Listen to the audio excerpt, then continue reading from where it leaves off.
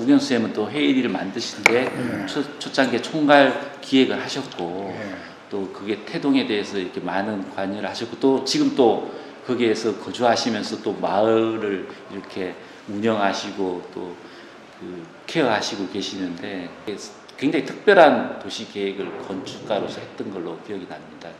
그런 부분들에 있어서 우경수 쌤이 한번 이 헤이리를 한번 또 전체적으로 설명을 해주시면 되게 좋은 기회일 것 같습니다. 네, 이제 헤이리의 그 태동은 그러니까 1997년도에 그 몇몇 지인들이 모였어요. 근데 그 지인들이라는 게 대부분 뭐냐면 뭐 출판업을 한다든가 아니면은 뭐 이제 그림을 그리는 화가라든가 또 저같이 이제 건축가라든가 뭐 이런 이제 사람들이 모여서 하나의 이제 마을을 만들자. 아주 굉장히 단순하게 출발을 했죠. 근데 그러면 이제 이 마을을 과연 어떻게 만드는 것이 바람직할 건가? 근데 가장 중요한 거는 거기 모이는 사람들이 문화예술계의 그 대부분 사람들이기 때문에 굉장히 특수한 공동체를 만드는 거거든요. 가장 중요했던 것은 뭐냐면 문화를 생산해야 되는 것이고 예? 그 다음에 생산만 해서는 안 되니까 판매도 할 수 있어야 되고 그 다음에 거주도 할 수 있어야 된다는 거죠. 그래서 이제 그렇게 되면은 도대체 마을을 어떻게 만들어야 그런 것이 가능해질 것이냐. 그래서 우선 개인의 어떤 이 자유나 특성보다는 우선 먼저 공동의 선이 더 중요하고 그 다음에 개인의 자유를 마음껏 누릴 수 있는 그런 시스템을 만들어야 되겠다. 그래서 그런 시스템이 되려면은 마을의 구조를 어떻게 해야 되느냐 하는데 저는 머릿속에 처음부터 자연과 건축이 서로 상생할 수 있는 그런 자연 친화적인 마을이 돼줘야 된다 라는 생각을 가졌어요. 가능하면 그 안에서 느린 체계 시스템으로 마을 틀을 만드는 것이 좋지 않겠냐. 그래서 사이트를 검토해 본 결과 땅이 지니고 있는 형상, 땅의 구조를 도시의 구조로 자연스럽게 전환시키는 것. 그러다 보니까 하천이 구불구불 되면 길도 따라서 구불구불 돼 있고, 그 다음에 밭이 있었던 자리에 거기에 이제 뭐 뚝이라든가 뭐 이런 것들 있으면 그 형상 그대로를 도시의 틀로 전환시키는. 그러다 보니까는 현대 도시처럼 격자형의 직선화되어 있는 도시가 아닌 그냥 자연스럽게 곡선형의 이런 이 마을이 형성이 되는 거죠. 그러다 보니까 차를 타고 운전을 하더라도 느리게 갈 수밖에 없지 않습니까? 그래서 이제 느린 그 체계의 그 시스템화 이제 되는 것이었고, 그리고 또 한 가지 중요한 건 그 사이트 안에는 논밭도 있고 하천도 있고 그 다음에 그 야산이 몇 군데가 이렇게 연결이 되어 있어요. 그래서 일반 도시보다는 훨씬 그 공공의 면적으로 내놓는 면적이 많았습니다. 그게 얼마냐면 55%예요. 세계에 그런 도시는 없어요. 우리가 보통 도시를 마스터 플랜 짤 때 20%에서 25% 정도가 이제 공공의 면적으로 내놓게 되거든요.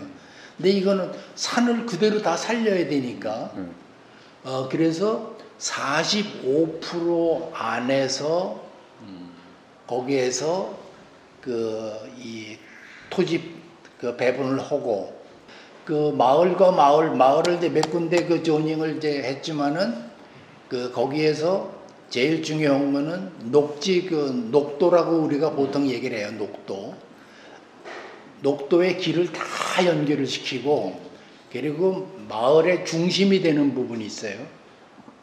마을의 중심이 되는 부분은 우리가 보통 일반적으로 그 도시를 만들 때 이 중심은 그 상업지역으로 최고의 이 고층 빌딩이 쓰고 땅값이 비싸지지 않습니까? 근데 우리가 헤이리에서 처음 생각한 건 뭐냐면 중심 비우기.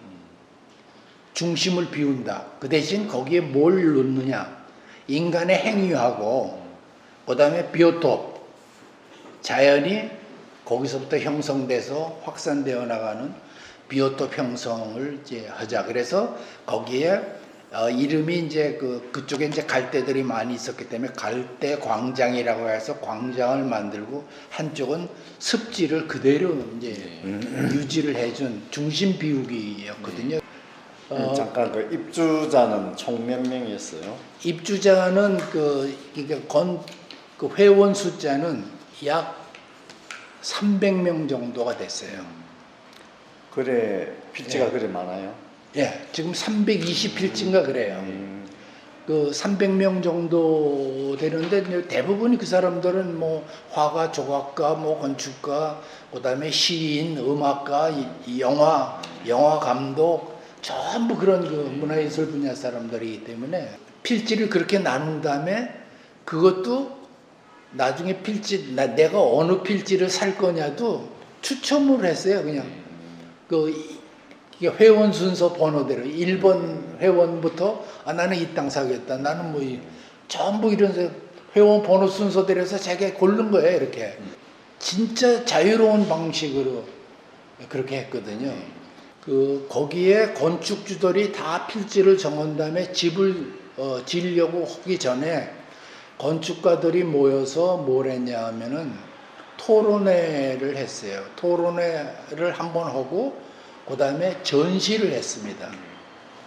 전시를 하면서 거기 이제 회원이죠. 건축주라기보다는 회원들을 다 불러봐서 쭉 이 전시장을 돌아보고 나는 A 건축가한테 설계를 맡기겠다. 나는 B 건축가한테 맡기겠다. 뭐 이런 식으로 이제 그것도 굉장히 자유로운 분위기로 그 설계비를 거기에 그래도 선정된 사람은 설계비가 일반 건축가보다는 조금 비싼데 우리가 양보를 하자. 그래서 똑같이 그 공동계약식 형식으로 해가지고 아주 낮은 금액도 아니고 아주 높은 금액도 아닌 평균 금액으로 해가지고 그래서 봉사하는 정신으로 그 마을을 이게 만드는 것이다. 그래서 그런 식으로 해서 이제 시작을 했거든요. 그래서 초기에 그 설계를 했던 분들도 굉장히 순수한 마음으로 진짜 새로운 세계에 없는 새로운 마을을 만들겠다라고 하는 그런 의지들이 강했어요. 그래서 그 마을을 만들다 보면은 초기에 가졌던 그 생각과 의지대로 그대로 풀리지는 않아요. 왜냐하면 이제 의견이 워낙 다양해지기 때문에 그래서 그렇더라도 최소한도의 의견을 모아서 가능성 있는 쪽으로 이제 가는 거거든요.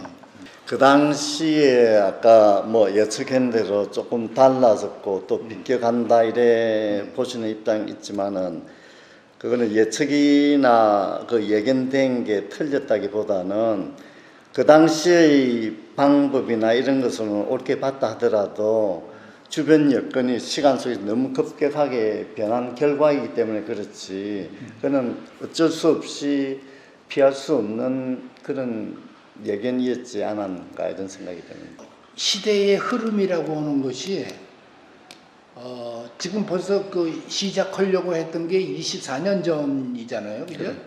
근데 24년 전하고 현재하고의 사회적인 구조라든가 이런 걸 보면 굉장히 많은 변화가 있잖아요.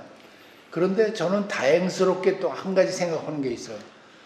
포스트 코비드 시대에 가장 바람직한 곳은 헤일이다. 그 안에서 그 일상적인 생활을 할 수도 있지만은 그 다음에 문화예술을 즐길 수 있죠. 업무도 볼 수 있죠. 그 다음에 뭐 카페라든가 이런 데 가서 차도 마실 수 있죠. 산책 걸죠. 그 안에서 다 해결되는 게 재택근무 하기에도 굉장히 편하고 그래서 어떻게 보면은 초기에 만들 때 코로나 시대 이런 건 상상도 못 했는데 오히려 현재 와서 보니까 굉장히 적합한 그런 그 마을이 됐구나라는 생각을 했어요. 그리고 많은 사람들이 와서도 그런 얘기를 해. 여기서 이러면 너무 좋겠다 뭐 이런 식으로. 그러니까 틀린 예측 덕에 이게 덕을 본 셈이지. 예, 그렇죠. 예. 도시를 만드는데 한 50% 이상을 공룡에 자연으로 두고 원래 도시가 가지고 있는 패턴의 직교자폐를 버려버리고 자연에 수능하면서 최대한 건물은 줄이고 외부 환경을 많이 만들었던 게 또 지형.